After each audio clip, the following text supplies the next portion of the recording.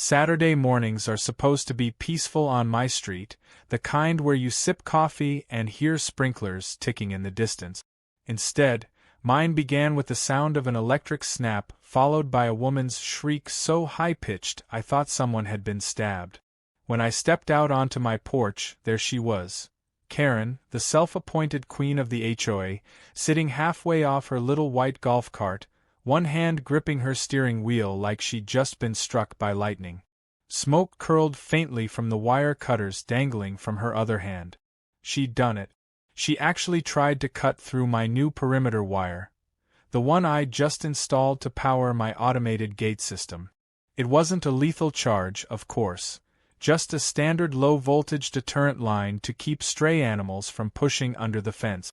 But when connected to a metal golf cart and a stubborn woman with a superiority complex, physics had a way of making things memorable. I probably should have rushed over, asked if she was all right, maybe even helped her back up. But I just stood there on my porch, coffee in hand, watching her flail like a malfunctioning lawn ornament. Because you see, this wasn't some random accident. This was the 4th time she'd trespassed onto my property this month. And this time, karma had an extension cord. The whole mess started about 6 weeks ago when I replaced the old wooden fence with a sleek, low-profile metal one. My property backs up to a narrow strip of HOA-maintained greenbelt, basically a patch of grass and a few trees that nobody uses except for dog walkers.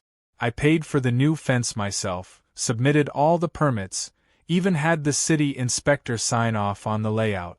But Karen, in her infinite wisdom, decided my fence was too industrial-looking and ruined the neighborhood's aesthetic unity. Her exact words. At first, it was just notes, handwritten, passive-aggressive masterpieces folded under my doormat. Your gate reflects poorly on community values. Consider choosing a warmer material that harmonizes with adjacent structures. Once, she even attached a paint sample card titled Desert Taupe Elegance. But when I didn't comply, she escalated. I caught her walking around my backyard with a tape measure one morning, pretending to be on a survey inspection. When I told her she was trespassing, she said, "As HOA president, I have oversight authority." She didn't. I could have reported her to the board, but she was the board. The vice president had resigned after she tried to fine him for leaving his trash cans out for 3 hours too long, and everyone else was too scared or too tired to challenge her. So I decided to let her hang herself with her own wire, metaphorically speaking. I started documenting every encounter, timestamps, videos, even screenshots of her text. You'd think someone that obsessed with rules would follow a few. Things came to a head when I added the electric deterrent wire. It wasn't even visible from the street, just a single strand running along the inside of the fence connected to a solar unit rated for livestock control, perfectly legal under our local code. But apparently, Karen thought it was military-grade security, meant to intimidate the neighborhood. She showed up during dinner one night, pounding on my door, waving a printout of HOA guidelines she'd highlighted with angry yellow streak. "Unauthorized electrical installations are strictly prohibited," she shouted. "Karen," I said, keeping my voice even, "the HOA doesn't regulate interior fencing. This is on my side of the property line." She blinked like I'd spoken a foreign language. "That's not the point. It looks aggressive. It sends a message." "Good," I said, closing the door. "That's the idea." From that day forward, I knew she'd try something. She'd cruise by on her golf cart at odd hours, pretending to inspect the curbs. Once, she slowed down long enough to take pictures of my fence from 5 different angles. I waved. She didn't wave back. Then came this morning, the day she decided to act on whatever conspiracy theory was brewing in her HOA handbook of a brain. She must have parked behind the hedge, snuck through the easement, and crept up to the corner of my property where the wire connects to the gate. I imagine she thought she'd simply cut it, then file a compliance complaint about my damaged system.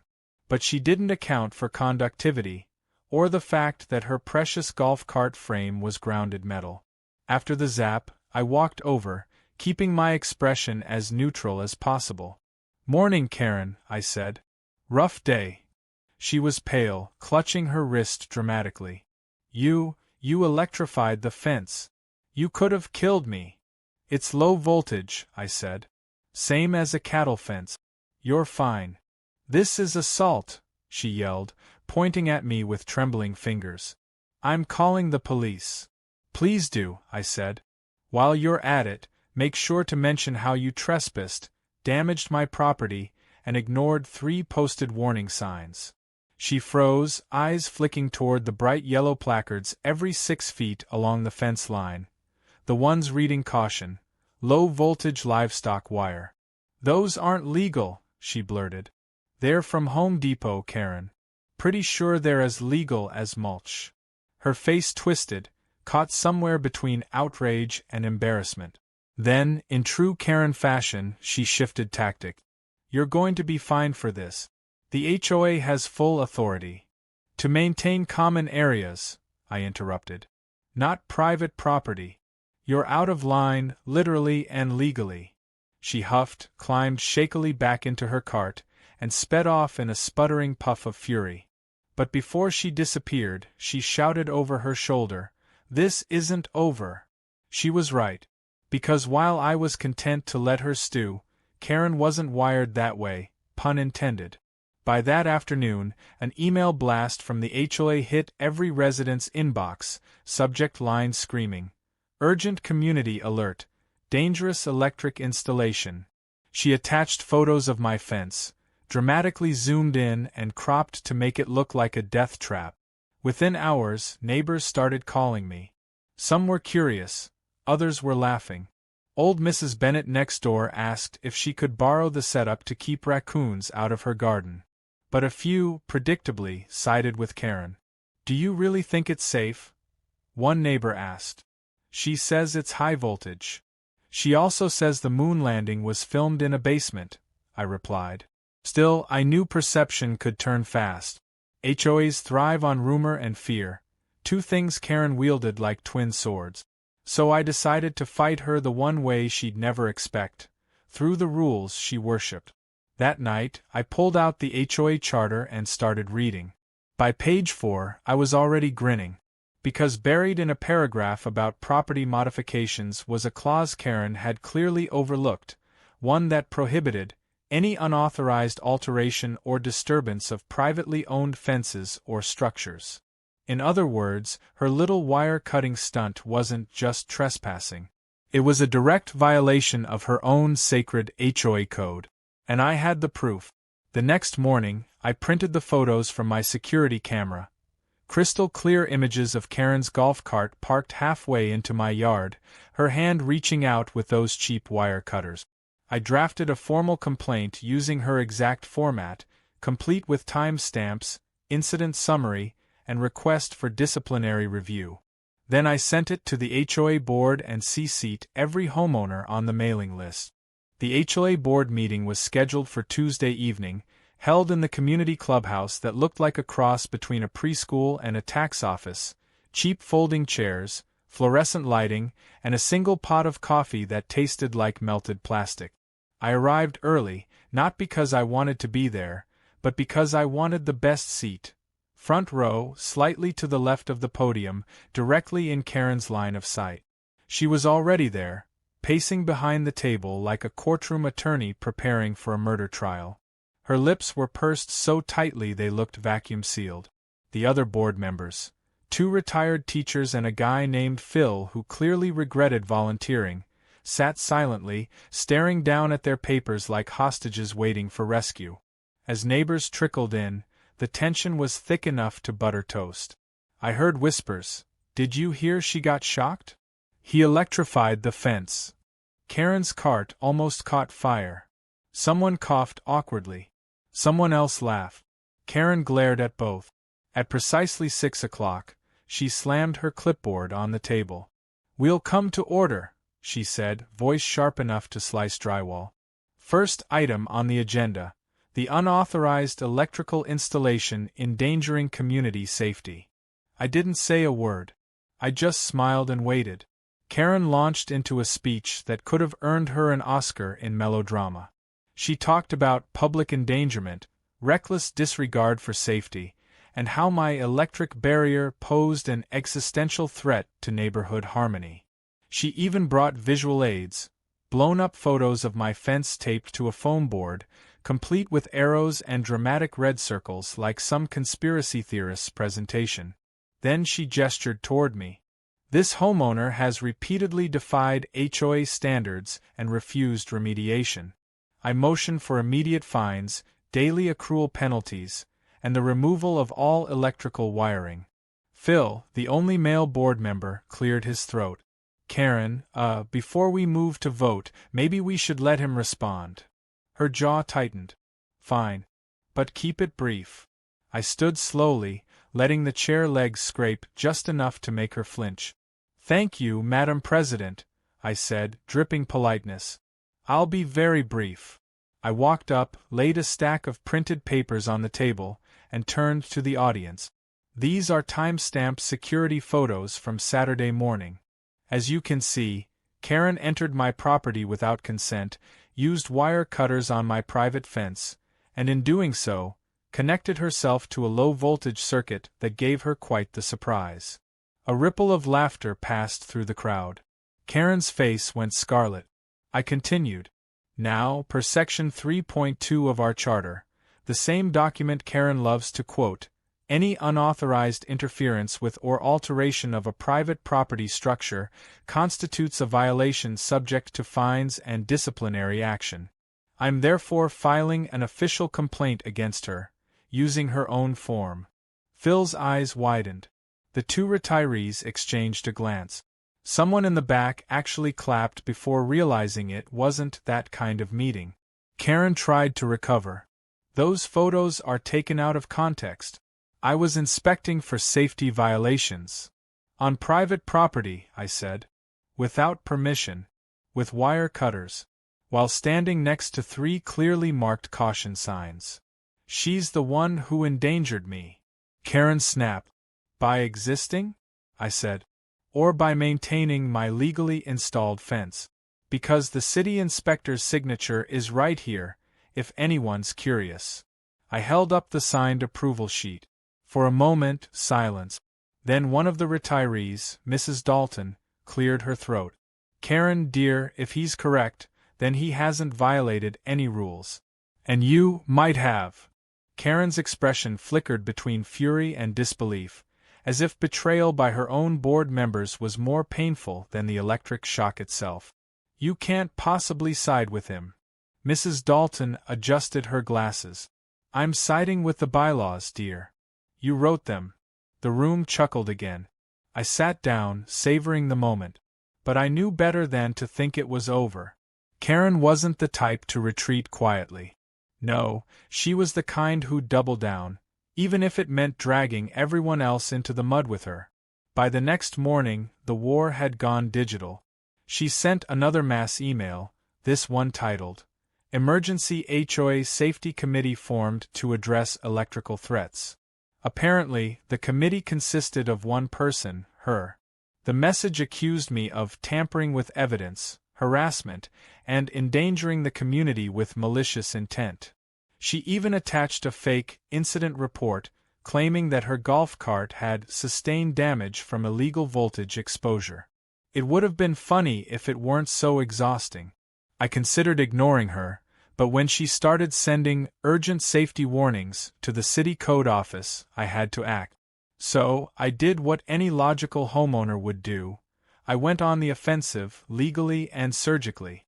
I contacted the city inspector, the same guy who had approved my installation, and explained what was happening. He sighed the kind of sigh that only bureaucrats in small towns can produce, a blend of apathy and amusement. You're not the first to call about her, he said. We've had complaints about her harassing construction crews and utility workers. Send me your documentation, and I'll take care of it. And he did. Within 48 hours, the city sent a compliance officer to the HOA office to review her complaints. Turns out, filing false reports with fabricated evidence isn't something they take lightly. Karen was warned, formally, that any further false claims could result in fines for her. That only made her angrier. 2 days later, I came home to find pink spray paint on my mailbox spelling "Shock Jock." I couldn't prove it was her, but no one else in the neighborhood had the time or pettiness to do something that dumb. I just shrugged, cleaned it off, and installed a camera above the post. If she wanted a game, I'd play chess while she kept flipping checker pieces. That weekend, things escalated again. Karen began driving her golf cart up and down my street like a slow-moving patrol car, snapping photos of everything: my driveway, my hedges, even my trash cans. Once, she stopped at the curb and shouted, "Enjoy your little electric toy while you can. The HOA will have the last word." I didn't respond. Instead, I decided to give her enough rope to hang herself. So I started keeping my gate slightly open during the day, just enough to make her think I'd turned the power off. Sure enough, one afternoon I heard that familiar hum of her cart rolling up. From my office window, I watched her stop, glance around, and pull out her phone, probably recording herself for evidence. Then she crept closer, eyes darting, until she reached the fence line again.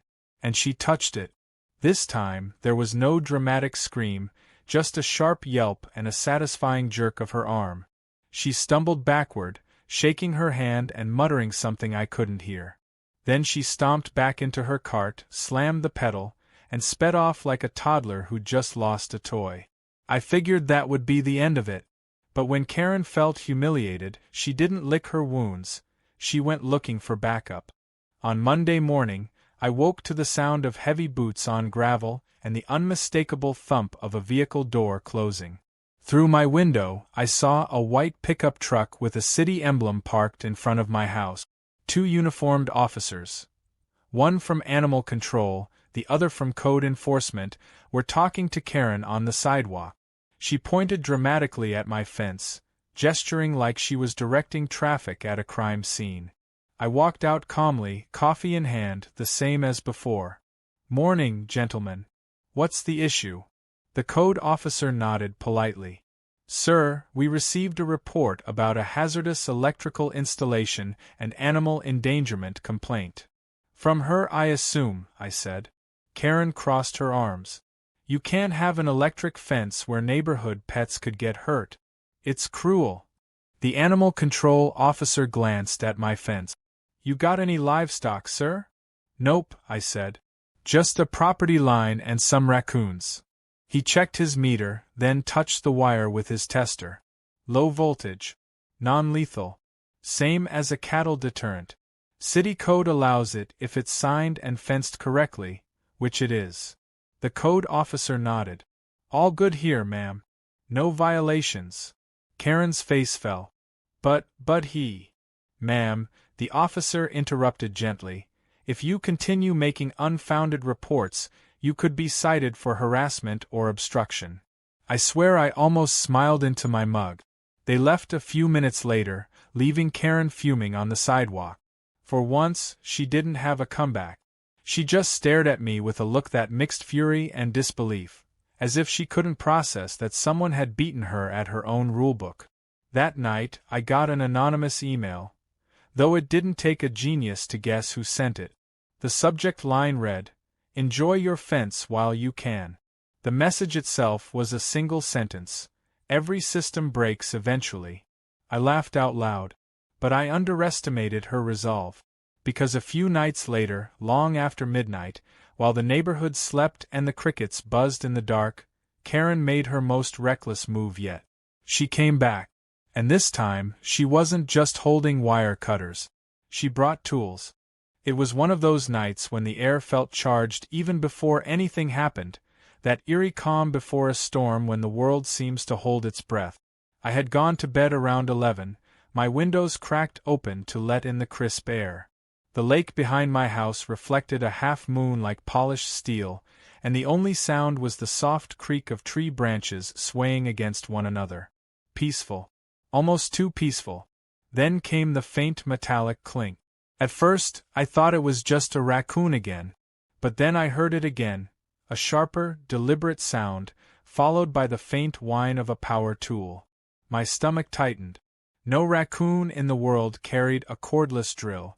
I slipped out of bed, grabbed my phone, and pulled up my security camera feed. There she was, Karen, in all her midnight glory, crouched by my back fence wearing a reflective jogging jacket, as if she thought dressing like a safety marshal made her crimes legitimate. Her golf cart sat idling behind her, its headlights dimmed, and in her hand she held what looked like a pair of insulated pliers and a screwdriver. I hit record on my phone automatically. The night vision camera painted everything in greenish monochrome. I watched as she leaned forward, fiddling with the connection box for my solar unit. She muttered something under her breath, tugged on the wiring, and then, pop! The screen flickered as a tiny spark jumped. Karen yelped, dropped the tool, and shook her hand. I could practically hear her hissing through her teeth. I slipped on my boots and jacket, heart pounding but oddly calm. This was the moment I'd been waiting for, proof, undeniable and time-stamped. I opened my back door quietly, letting it click behind me, and walked down the path toward the fence.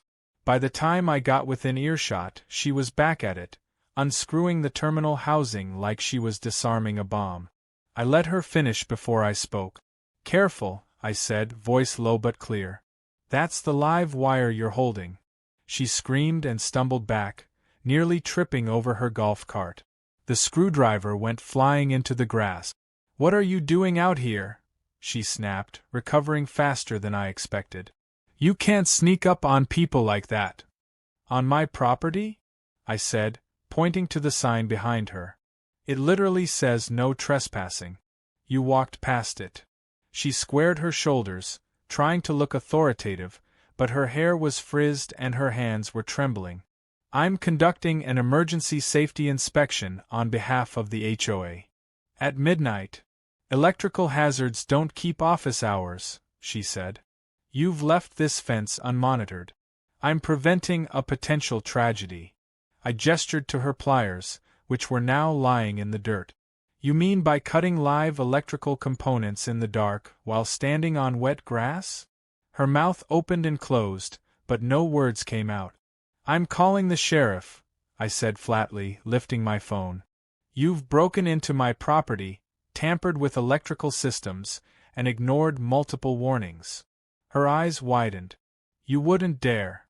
I tapped the screen. "Oh, I'd dare. And I'd love to see how you explain those tools to him." For a moment I thought she'd run. But instead, she straightened up, brushing imaginary dust from her sleeves, and tried a new tactic. "You're harassing me. You've been filming me for weeks. I'm the victim here." "Sure," I said. "Victim of gravity, maybe. You keep falling into places you shouldn't be." She stomped toward her cart, muttering curses. "You'll regret this," she hissed. "You think your little gadgets make you untouchable? The board will side with me. They always do." "Good," I said. "They'll have front row seats to the footage." Her face went pale. "Footage?" I pointed at the small black dome on the corner post. "Infrared camera. You're on it right now." She froze, eyes darting to the lens. Then, in a move that was equal parts desperate and stupid, she yanked her reflective jacket off and threw it at the camera like a flag of war. "You can't record me without consent," she shouted. "I can when you're committing a felony," I said. Her golf cart screeched as she jumped in and sped off into the night, jacketless and furious, her tail lights bouncing like red fireflies down the road. I stood there for a moment, listening to the receding hum. Then I exhaled slowly. I wasn't even angry, just tired. People like Karen burned through rationality like dry leaves. They didn't want peace, they wanted control. And when they couldn't get it, they'd rather set everything on fire than admit defeat. By the time the sheriff arrived, I had already transferred the footage to a thumb drive. Deputy Collins was a quiet guy, maybe mid-30s, with that half-smile of someone who's seen every kind of nonsense small-town life has to offer. He took one look at the video and shook his head. "Is that who I think it is?" he asked. "Yep," I said. "Madam President herself." He chuckled. "She called in earlier this week. Said you were running an illegal surveillance grid. Guess she forgot about that when she decided to break into your backyard. Can we file trespassing charges? I asked. He nodded. Easily. Tampering with electrical equipment too. I'll forward this to the DA. Honestly, they're getting tired of her stunts. When he left, I finally went back inside and tried to sleep. I didn't. Every creak of the house made me think she'd come back. Every gust of wind across the fence sounded like footsteps. By morning, though, something in me shifted. The fear turned to something colder, steadier, resolve. The next day, the HOA email list exploded again. Karen had clearly woken up before dawn and sent a blast titled, "Community Under Siege. Dangerous Electrical Setup Sparks Police Response." She framed herself as the hero who risked her own safety to prevent a catastrophe. My name wasn't mentioned, but everyone knew. That's when I hit reply all. Attached. 2 still images from my security feed, one of her holding the pliers mid-spark, the other of her running back to her cart. The subject line, correction, HOA President conducts midnight sabotage attempt. I didn't write a single word in the body. Just the pictures. Within minutes, the replies started rolling in. Some residents were furious. Others were stunned. Phil, the board member who'd already lost patience with her, wrote back, "Karen, this is getting ridiculous. You need to step down before someone sues the HOA." For the first time, her usual defenders were quiet. She sent one panicked reply about privacy violations and doctored images, but nobody bought it. I heard through the grapevine that Mrs. Dalton had even called for an emergency vote to suspend her leadership. That afternoon, Karen came storming up my driveway, red-faced and shaking. "You've destroyed my reputation," she yelled. "Those photos were taken out of context." "They were taken in context," I said calmly. "At 12:37 a.m., in my yard, while you were committing a crime. I was performing a civic duty. Then you'll have a chance to explain that to the sheriff. He's filing a report." Her hands balled into fists. "You think this is over? You're playing with fire. I can make life very uncomfortable for you." "You already have," I said, turning away. "And look how that's working out." She stood there, trembling, before stomping off. I watched her go, wondering what the next move would be. People like her never accept checkmate, they just flip the board. Sure enough, that evening, another email arrived. Not from Karen, from the HOA's vice secretary. The subject line read, "Notice of emergency meeting, board president temporarily suspended." It was glorious. Apparently, after the photos went public, the board finally acted. They called an emergency session without her, voted to suspend her authority pending investigation, and appointed Phil as interim chair. The message was simple and professional, but between the lines, it was a victory announcement. For the first time in months, my phone stopped buzzing. No new threats, no warning notes, no fake complaints. I even saw Karen's golf cart parked in her driveway, battery drained, unmoving. It was almost peaceful again. Almost. Because 3 days later, at exactly dawn, I woke up to a deep humming sound outside, not the gentle buzz of an engine, but something mechanical, heavy, deliberate. I rushed to the window and froze. A flatbed truck was parked in front of my fence, and 2 men in orange vests were unloading equipment. One of them was holding bolt cutters, the other was unspooling a cable reel. And standing beside them, arms crossed, wearing dark sunglasses like a mob boss in a gardening hat, was Karen. I threw on my clothes and ran outside. "What the hell do you think you're doing?" She smiled tightly. "Good morning. The HOA has voted to remove your non-compliant fence pending reevaluation. These contractors are here under my authority." "Your suspended authority," I said. "You're not the president anymore." Her smile didn't falter. "Oh, that's funny, because the vote hasn't been ratified yet. Until then, I'm acting in an emergency capacity. For community safety." One of the workers looked uncertain. "Ma'am, this is private property, right?" She turned on him sharply. It's common border maintenance. Proceed. But then, from down the street, another vehicle rolled up, white and blue with flashing lights. The sheriff's cruiser. Deputy Collins stepped out, hand on his belt. "Morning, folks," he said evenly. "Got a call about unauthorized contractors and property damage." Karen blanched. "This is HOA business." "Ma'am," he said, cutting her off, "we've already received the DA's notice about your trespassing charge. You shouldn't be anywhere near this fence." The workers froze. We're gonna need to verify paperwork before touching anything," one muttered, backing away. Karen's voice cracked. "You can't do this. He's dangerous. He electrocuted me." Collins raised an eyebrow. "Then maybe you should stop cutting wires, ma'am." The contractors quietly packed their tools and left, mumbling apologies. Karen stood alone by the curb, trembling with rage, as the deputy filled out another report. When he finally drove off, she glared at me with pure venom. "You've humiliated me for the last time," she said. "Enjoy your fence, because soon you won't have one." And as she stormed back to her house, I knew she meant it. She wasn't done, not by a long shot. The next few days felt deceptively calm, like the eye of a hurricane that everyone knows isn't finished. Karen's golf cart stayed parked, her blinds stayed drawn, and for once, there were no mass HOA emails clogging the neighborhood inbox. It was almost unnerving. I caught myself glancing toward her house every time I pulled into my driveway, expecting her to be lurking behind a shrub with a clipboard. But nothing. Just silence. That's when I realized Karen wasn't retreating, she was regrouping. On Thursday morning, I came out to find a bright orange notice taped to my mailbox. Notice of code violation, unapproved electrical installation pending review. It was stamped with the city's logo and a signature that looked suspiciously shaky. I called the city office immediately, and the clerk confirmed what I suspected. The form was a fake. Someone had printed it off an old public template and filled it out by hand. "Whoever did it didn't even use the right font," the clerk said dryly. I laughed, but it wasn't funny. Karen was moving into guerrilla tactics.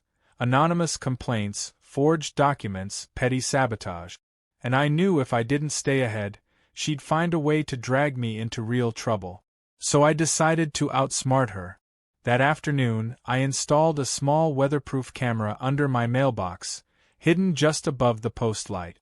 Then I replaced the real power conduit cover on my fence with a decoy box, one that looked identical but housed nothing but an LED and a tiny motion alarm.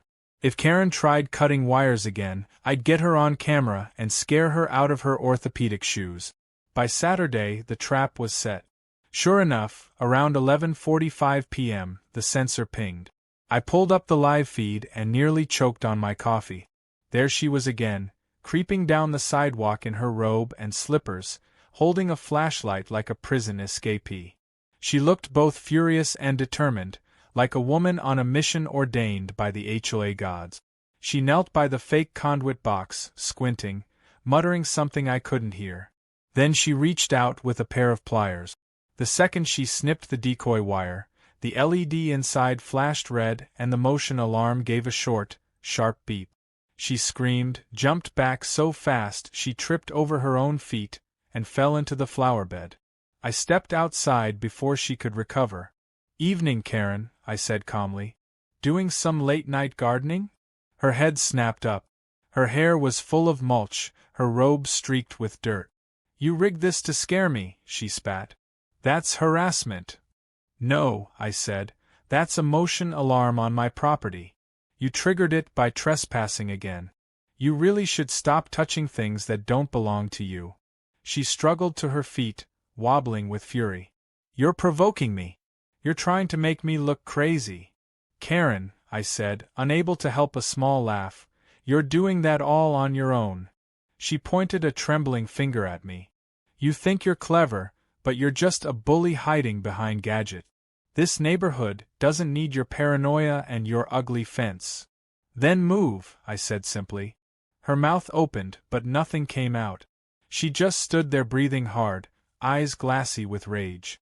Then, without another word, she stormed off into the night, flashlight beam jerking wildly as she went. I thought that was the end of it for the night. But an hour later, my phone buzzed. An email from the HOA board, time-stamped 12:47 a.m.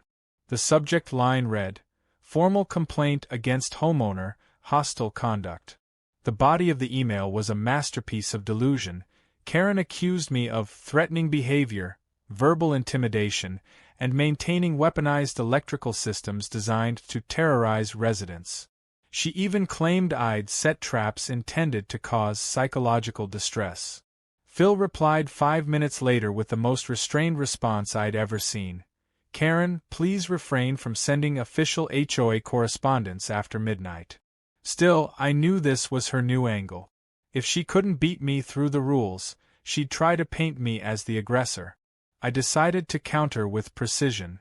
I compiled every photo, every timestamp, every video clip, and created a neat little digital folder titled Karen Evidence Portfolio. Then I emailed it to the board with a short note, for reference in case she continues her midnight adventures. P.S. My fences don't shock golf carts anymore, just reputations.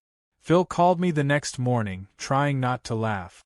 "You've officially become a legend, man," he said. "We're voting next week to make your footage part of the HOA's incident archive. Karen's threatening to sue us all, but even her lawyer would need hazard pay to touch this mess." I finally felt like I could breathe again, until Monday morning arrived. The sound that woke me wasn't the usual birds or passing cars. It was a deep mechanical rumble, followed by a sharp thunk-thunk-thunk against the ground. I looked out the window and froze. A backhoe was parked directly in front of my fence. Karen stood beside it, clipboard in hand, barking orders at 2 contractors who looked one bad paycheck away from walking off the job. "Dig here," she shouted. "The property line extends 3 feet this way." I threw on a jacket and ran outside. "You've got to be kidding me." She didn't even look at me. "I'm authorizing soil regrading," she said. "The HOA's landscaping committee determined your fence encroaches on community property." "The landscaping committee?" I said. "You mean you and your reflection?" "Watch your tone," she snapped. "This is official business." "Officially illegal," I said. "That's private land. You so much as scratch it, and I'll have the sheriff here before you can spell lawsuit." The contractors hesitated, exchanging uncertain looks. One of them muttered, "Ma'am, are you sure this is HOA property?" This guy's saying. "I'm the HOA president," she barked. "Do what I say." "Actually, you're suspended," came a familiar voice. Phil stepped out of his truck, holding a clipboard of his own. He'd apparently gotten my message about the fake code violation and decided to pay a visit. "You have no authority to authorize any landscaping projects," he said evenly. "In fact, this is an active violation of Section 9.1, damage to private property." Karen's jaw dropped. "You can't." "I just did," he said, pulling out his phone. "And guess what? You're on video again." I turned to see one of the contractors holding up his phone, filming everything. "I'm not losing my license over this," he muttered. "We're done here." They climbed back into the backhoe and drove off, leaving Karen standing in the dust, her clipboard hanging limp in her hand. For a second, she looked small, like someone realizing the world had stopped taking her seriously. Then her face hardened again. "This isn't over," she whispered, voice trembling. "You think you've won, but people like you always trip over their own arrogance." "Maybe," I said, "but not before watching you run out of rope." That night, the board made it official. An emergency vote permanently removed her from the HOA presidency. The email announcement was short and surgical. Effective immediately, Karen H. is relieved of her duties as HOA president due to repeated violations of community policy, harassment, and property interference. The neighborhood rejoiced. People brought over cookies. Mrs. Bennett next door gave me a thank you card that said, "For saving us from the reign of terror." Even Phil stopped by to shake my hand. "She's threatening to appeal," he said, but the sheriff's report is airtight. You handled this smartly. For the first time in months, I went to bed feeling genuinely at peace. The house was quiet, the air cool, and the lake shimmered under the moonlight like it had before all the chaos started. I finally allowed myself to believe it was over. I was wrong. At 2:13 a.m., my security alarm went off. Not the motion detector this time, the one tied to the main gate. I bolted upright and checked the live feed. Karen. But something was different. She wasn't alone.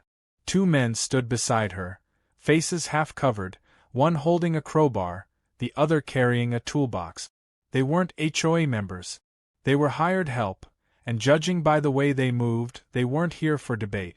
My stomach dropped. She was trying to destroy the fence outright.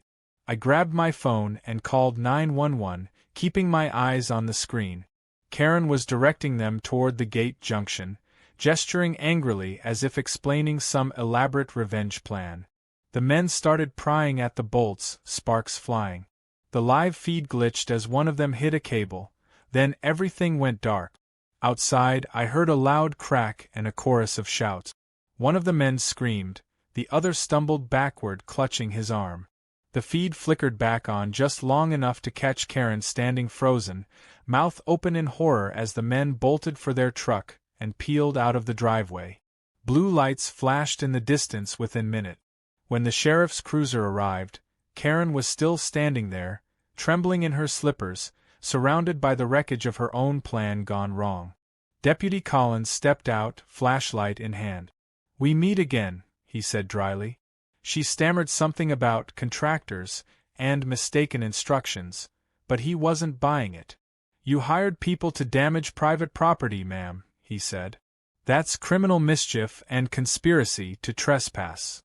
She looked at me then, eyes wide with something I hadn't seen before, real fear. "I didn't mean for anyone to get hurt," she whispered. "Maybe you should have stopped cutting wires," I said. When they put her in the back of the cruiser, she didn't yell or protest. She just stared ahead, blank and silent, as if her brain had finally short-circuited like the fence she tried to destroy. As the car pulled away, I stood there under the cold glow of the patrol lights, feeling equal parts relieved and stunned.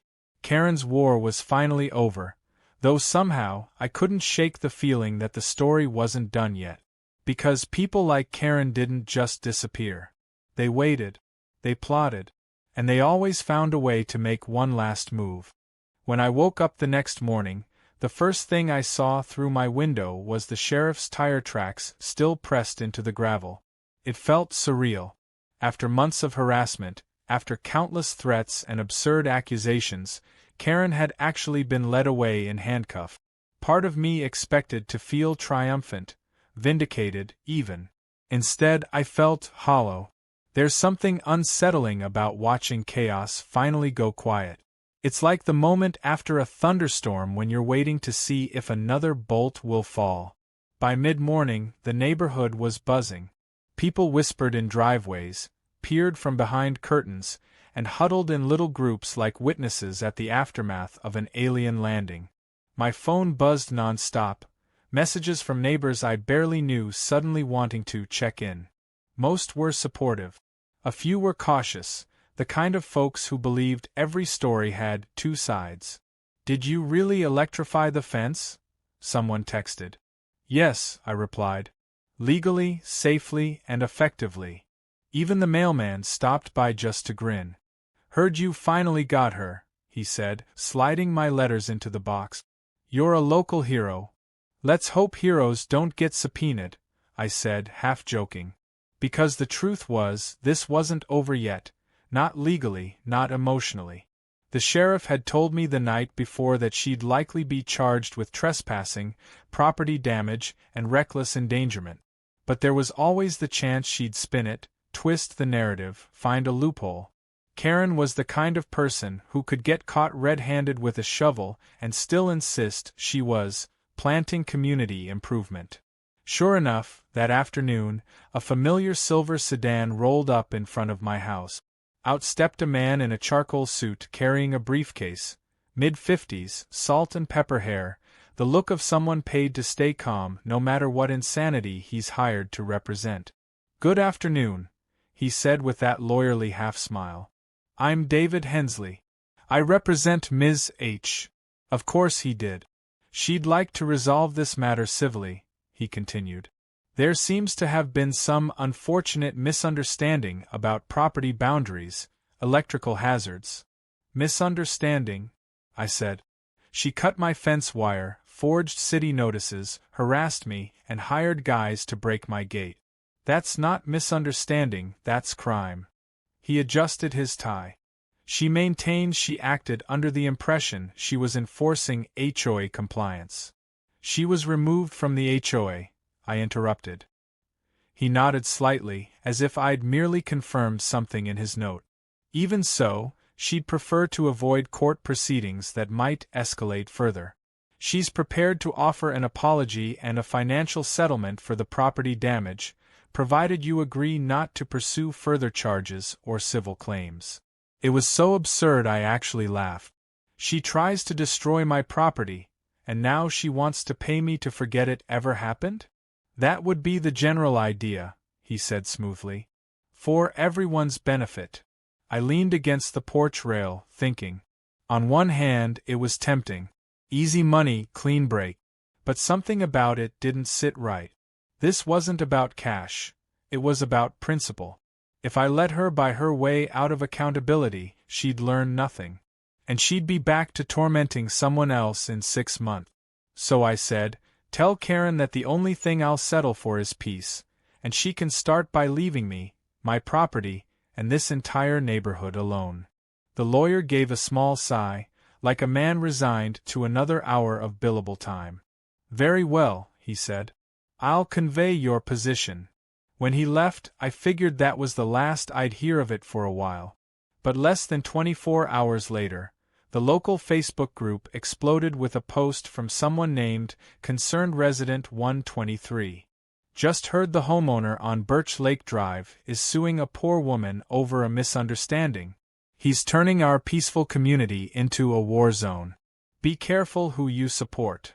The comments section was a war zone of its own. Some people defended me, others accused me of overreacting. Someone even suggested I'd faked the footage to frame a nice woman. Karen hadn't returned in person, but she was clearly back online, hiding behind anonymous accounts, weaponizing gossip. And in a way that was worse. Lies could travel faster than truth, and I knew from experience that an HOA rumor was like mold. Once it took root, it spread everywhere.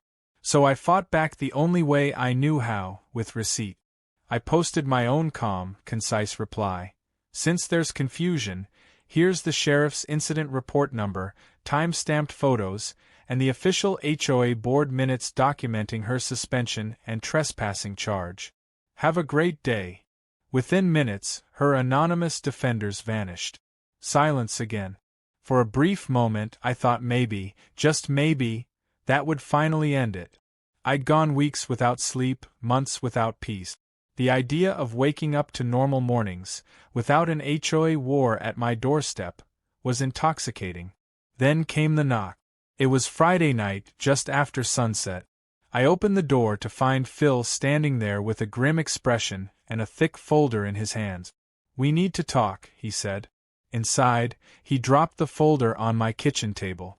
"This came through the HOA office this afternoon," he said. "Karen filed an appeal. A formal one. And she's naming you personally." I flipped through the pages. It wasn't just an appeal, it was a manifesto. 26 pages of rambling accusations that I'd weaponized electrical systems, used surveillance to harass her family, and orchestrated a campaign of psychological intimidation. She even attached photos of my fence labeled, "Evidence of Malicious Intent." One picture showed a simple warning sign. She'd circled it in red ink with the words threat symbol scrawled beside it. I looked up at Phil. "You've got to be kidding." He shook his head. "We're calling a full board session next week. Legally, we have to review it before rejecting it. But don't worry, it's pure nonsense." "Still," I said, "it's amazing how far she'll go." He nodded. Karen doesn't lose. She combusts. That night, I couldn't sleep again. I sat on my porch, watching the moonlight ripple across the lake, and wondered what kind of person needed this level of control to feel alive. Most people just mow their lawns and pay their dues. Karen waged wars. 2 days later, the situation took a darker turn. Around midnight Sunday, I heard a strange humming outside, not the quiet buzz of a golf cart, but something heavier. I opened the blinds and saw headlights sweeping slowly across my yard. For one horrifying second, I thought she was back again. But when I stepped outside, the vehicle was gone, only tire marks remained on the gravel by my fence. I checked the footage. The feed showed a dark SUV with its plates covered, idling for nearly a full minute in front of my gate before reversing and driving off. The driver's silhouette was hard to make out, but the shape of the hair, the short, rigid curls, looked unervingly familiar. The next morning, I went straight to the sheriff's office and handed them the video. Collins reviewed it with a slow, heavy sigh. "She's under a restraining order pending trial," he said. "If that's her, she's violating it. Leave it with me. I'll have the deputies keep an eye on your road." By Tuesday, he called back. "We traced the SUV. Belongs to her cousin, registered out in Lakefield County. Says she borrowed it last weekend." So she was still circling, literally. Meanwhile, the HOA meeting loomed. I showed up early, knowing she'd find some way to attend despite everything. Sure enough, when I walked in, there she was, sitting in the front row like a dethroned monarch waiting for her last appeal. Her lawyer sat beside her, whispering strategy. She wore a pale pink sweater and pearls, the picture of fragile innocence, like she was auditioning for sympathy. When the meeting began, Phil laid it out methodically. "The board has reviewed Ms. H.'s appeal regarding alleged misconduct by Mr. X. After examination of the provided materials and legal documentation, the board finds no evidence of wrongdoing. Furthermore, the board confirms Ms. H.'s permanent removal from all HOA positions." For once, Karen didn't interrupt. She didn't argue. She just stared at me, eyes cold and unblinking, like she was memorizing my face for something. When Phil adjourned the meeting, she stood slowly, collected her papers, and walked out without a word. But as she passed me, she stopped for a moment and whispered, barely loud enough to hear. "You think you've won," she said. "But you don't know what you've started." Then she left, quietly this time. No yelling, no threats, just that eerie calm that only comes before something worse. That night, my power flickered 3 times before going out completely. I walked outside, flashlight in hand, and followed the path to my meter box. The main breaker had been tampered with, the lock bent, the latch half broken. I checked the cameras. The feed had gone dark 5 minutes before the power cut, like someone had killed the signal deliberately. The only light in the neighborhood came from across the street, Karen's house. Every window was glowing. I stood there in the dark, realizing she'd found her next move. And this time, she wasn't coming after my fence. She was coming after my entire home. That blackout wasn't just darkness. It was a message. The second the power died, the entire neighborhood felt like a stage where someone had cut the lights and left me waiting for the next act. The crickets still chirped, but even they sounded nervous. Across the street, Karen's house glowed like a lantern, every window blazing, her silhouette drifting from room to room as though she were pacing in triumph. I walked back inside, moving by flashlight. My phone still had a charge, so I pulled up the security feed, hoping at least one camera had stayed online. Nothing but static. Someone had killed the signal first, then the power. And judging by the bent latch on the meter box, it wasn't a raccoon. I called the sheriff's office. Deputy Collins answered on the second ring. "You lost power?" he asked, voice already weary. "Power and cameras," I said. "Meter box was tampered with. Guess who lives across the street with her lights on like Times Square?" He sighed. "We've got a unit in the area. Sit tight. Don't confront her." I almost laughed. That's been my strategy for months.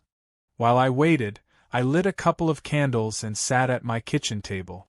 The glow flickered across the walls, throwing shadows that felt too large for the room. Part of me wondered if she was watching, gloating from her window. Another part of me wondered if she'd finally tipped into something more dangerous than harassment. 15 minutes later, a sheriff's cruiser rolled up. The 2 deputies went straight to the meter box with flashlights. One of them whistled low.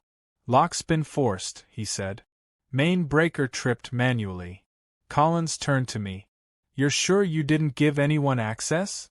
"I wouldn't give Karen access to a stapler," I said. They restored the breaker and power surged back with a low hum. My fridge clunked on, the security system beeped to life, and the cameras started recording again. Collins leaned against the porch rail, rubbing his temples. "She's playing with fire. Literally. We'll add this to the restraining order. Next time it's automatic arrest." "Next time?" I asked. "People like her," he said quietly. "They always push one more time." He was right. By dawn, I'd already decided to take things further. This wasn't just a petty HOA squabble anymore. This was sabotage. I called my insurance company, explained the situation, and asked if they had legal coverage for harassment-related property damage. They did. They also recommended a private security consultant to audit my setup. By noon, a tall guy named Malik was walking my property, clipboard in hand. "You've got a good system," he said, scanning the cameras. "But you're thinking too small. She's not going to cut a wire anymore. She's going to try to ruin your credibility. You need redundancy." He installed a cellular backup for the cameras so they'd keep recording even if the power or Wi-Fi went out. He also suggested a small, battery-powered motion sensor inside the meter box itself. "If she opens it again, you'll know before she touches anything," he said. By the time he left, my property looked the same, but it felt different, like a chessboard where I'd finally protected my king. 2 nights later, the motion alert pinged. I wasn't even asleep yet. It was 11:23 p.m., and I was on the couch reading when my phone buzzed with the notification. "Meter box accessed. Live feed activated." I swiped the screen and there she was. Karen, in all her unholy determination, crouched by the box again. But this time she wasn't wearing slippers or robes. She wore dark clothes, hair tied back and gloves on her hands. She looked like a burglar in a community theater production of Ocean's 11. "Unbelievable," I muttered, hitting record. She fiddled with the latch, but when it popped open the small battery-powered alarm inside chirped sharply. She jerked back, eyes wide. Then she spotted the tiny blinking light of the sensor and froze. For a second, she looked like a raccoon caught raiding a garbage can.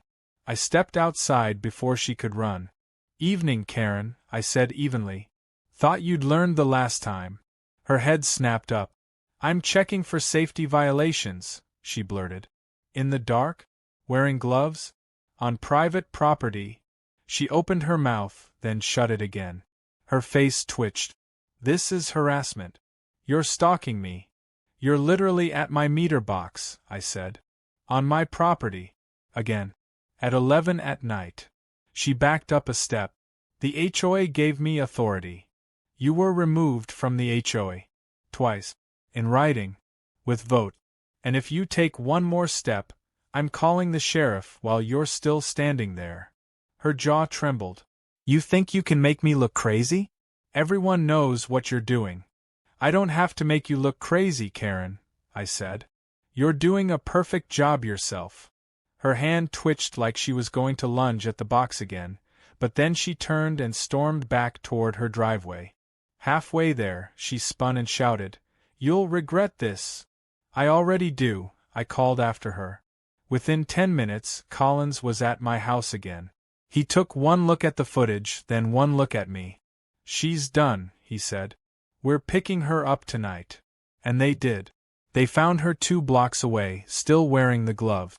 When they cuffed her, she didn't fight. She didn't yell. She just stared straight ahead like someone walking in a dream. Collins texted me a single line at 1:12 a.m. "In custody. Cameras worked. For the first time in months, I slept through the night. The next morning, my porch was full of neighbors. People brought muffins, coffee, even balloons. Mrs. Bennet hugged me like I'd just come back from war. Phil handed me a folded piece of paper. The HOA's official statement thanking me for assisting in the resolution of a prolonged compliance dispute. "She's going before a judge today," he said. "Restraining orders automatic. If she violates it again, it's straight to jail." I should have felt victorious. Instead, I felt wary. Karen had been the queen of our little suburban kingdom for years. People like that don't just accept exile. They brood. They plan. And I was right. That evening, an email popped up in my inbox from an address I didn't recognize. No subject line. Just one sentence: "You've made powerful enemies." It could have been a troll. It could have been nothing. But something about the phrasing felt like her. I forwarded it to Collins, who called me 10 minutes later. "We're tracing it," he said. "But she's still in custody. This might be someone else." "Someone else?" I asked. "She's got friends," he said. "Family. People who bought her story. Just be careful." The next day at noon, I saw proof of that. A man I'd never seen before, tall, stocky, wearing a baseball cap low over his eyes, walked slowly past my house, filming with his phone. When he saw me watching from the window, he smirked and kept walking. By sunset, 3 different cars I didn't recognize had driven past my driveway. All slow. All lingering just long enough to make a point. Phil called me that night. "She's trying to rally people," he said. "Telling anyone who'll listen that you're some kind of suburban vigilante with a shock fence and a vendetta." "Great," I said. "So now I'm the villain in her story." "She's been spinning stories for years," he said. "The difference is, now you've got proof. And a sheriff's office that's tired of her." It was true. But it didn't stop me from feeling the hairs on my neck stand up every time a car slowed near my gate. On Friday morning, Collins called again. "She's out on bail," he said. "Judge ordered her to stay 500 feet away from you and your property." I stared out the window at her darkened house. "What are the odds she actually does that?" "Not great," he admitted. "But next time she crosses the line, she's done for real." That night, the lake was still and black, reflecting a thin crescent moon. I sat on my porch, coffee mug in hand, cameras recording silently around me. It should have felt like victory. Instead, it felt like a lull, the pause before the final note in a symphony. Because Karen wasn't just angry anymore. She was cornered. And cornered people don't retreat. They lunge. I didn't know how. I didn't know when. But I knew the next move was coming. And this time, it wouldn't just be her with gloves and pliers. It would be something bigger. The night it all ended didn't start like a war. It started like a false peace. The air was clear, cool, and heavy with that smell you only get after rain, metal, soil, and the faint sweetness of wet grass. I was sitting on the back porch with a cup of coffee, watching the reflection of the streetlights shimmer across the lake. For the first time in months, I thought maybe, just maybe, life would finally go back to normal. Karen's house had been dark for days. She'd been quiet since posting bail. The sheriff's patrols had passed a few times, headlights washing over the mailboxes like lazy guardians, but there'd been no sign of movement. No emails. No late-night prowling. Just silence. It was almost unnerving, like the world had forgotten she existed, or worse, like she was waiting for me to let my guard down. And that's exactly what I did. Around 10:30 p.m., I shut off the porch light and headed upstairs. The house felt lighter now that the constant tension had thinned. Even the hum of the appliances sounded peaceful again. I remember thinking I'd finally sleep without checking the cameras every hour. I set my phone on the nightstand, crawled into bed, and let exhaustion pull me under. I woke to the sound of shattering glass. It wasn't the delicate tinkle of a cup or window pane. It was heavy, blunt, deliberate. The kind of sound that snaps your mind awake before your body catches up. My first thought was that a branch had fallen. My second thought, The real one was that Karen was back. I grabbed my flashlight and phone, creeping toward the noise. It came from downstairs, near the back of the house. The air smelled sharp and acrid, like burnt plastic. When I reached the kitchen, I froze. The back door window had been smashed, glass scattered across the tile. Beyond it, in the faint glow of the yard light, I saw movement, 2 figures. One held a crowbar. The other was kneeling near the power box, wires glinting in his hands. For one horrifying moment, I thought Karen had hired those same guys again. But then I saw her, standing a few feet behind them, wearing a raincoat and holding what looked like a clipboard pressed to her chest, like a holy relic. They were cutting the power again. Only this time, they weren't stopping at the fence. They were trying to shut down the whole property from the source. I dialed 911 with shaking fingers and whispered the address. The operator's voice was calm, rehearsed. "Stay inside. Officers are en route. Do not confront them." But that was before the sparks started flying. One of the men yanked a live wire, and a flash lit up the yard like lightning. I heard him curse, stumbling backward. Karen screamed something unintelligible, a mix of panic and rage, and ran toward him. The other man shouted, "Kill the breaker! Kill it!" But they couldn't. Malik's new setup had sealed the panel shut with a locking bracket and alarm trigger. The moment they tried forcing it, the siren wailed, a piercing, high-pitched shriek that tore through the night. That's when chaos erupted. The men bolted for the fence, but Karen didn't move. She stood frozen, staring at the sparks crackling along the conduit. I stepped out onto the porch, phone light cutting through the dark. "Karen! Stop!" I shouted. "You're going to get yourself killed." She turned toward me, eyes wild, face illuminated by the pulsing strobe of the alarm. "You did this," she screamed. "You poisoned this whole neighborhood with your paranoia. You ruined everything." "Karen, it's over," I said. "Just stop before." And then it happened. One of the men grabbed the wrong cable, the one leading to the low-voltage transformer for the fence line, and yanked it free. The resulting spark jumped straight to Karen's metal clipboard. There was a sharp pop, a flash, and she collapsed onto the wet grass with a strangled cry. The men panicked and fled into the dark. I ran toward her, heart hammering, the world spinning in flashes of red and white from the alarm light. She was still breathing, shallow, ragged, her hand trembling as she clutched the clipboard. I dropped to my knees beside her. "Karen, don't move. Help's coming." Her eyes fluttered open, glassy and unfocused. "You think you're better than me," she whispered. "But you're just like me. Controlling. Always watching." I didn't know what to say. The siren kept wailing, echoing across the lake like a warning for everyone who'd ever lived under her rule. The sheriff's cruisers arrived minutes later. Blue lights strobed through the trees as officers flooded the yard. Collins knelt beside me, checked her pulse, then called for EMTs. "She's alive," he said, "but she's in bad shape." When they loaded her into the ambulance, she didn't look at me again. She just stared blankly up at the night sky, rain beginning to fall against her face. The next day, the neighborhood woke up to chaos. Every house had flashing news notifications. Local reporters had already caught wind of it. HOA president injured in late-night altercation. They didn't have all the details, but they didn't need them. Everyone knew. By noon, Karen had officially resigned from the HOA, or rather, the board voted to dissolve it entirely. Phil called me personally. "We're done," he said. "No more dues, no more meetings, no more HOA. Everyone's had enough." She took it too far. I just stared out at the lake. She always did. Karen survived, but barely. The sheriff told me she'd sustained mild electrical burns and a concussion.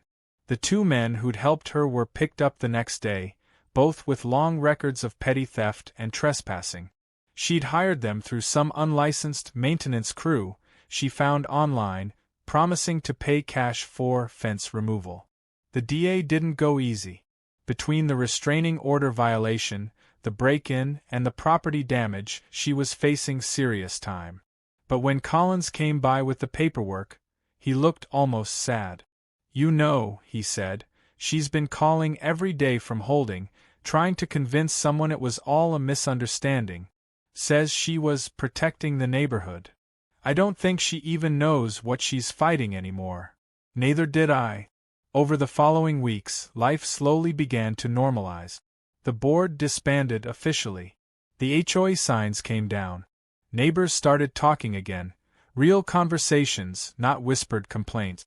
The lake became the quiet centerpiece it was meant to be, not a battleground. Phil organized a small community barbecue as a kind of unofficial peace treaty. Everyone showed up, even people I hadn't seen outside in months.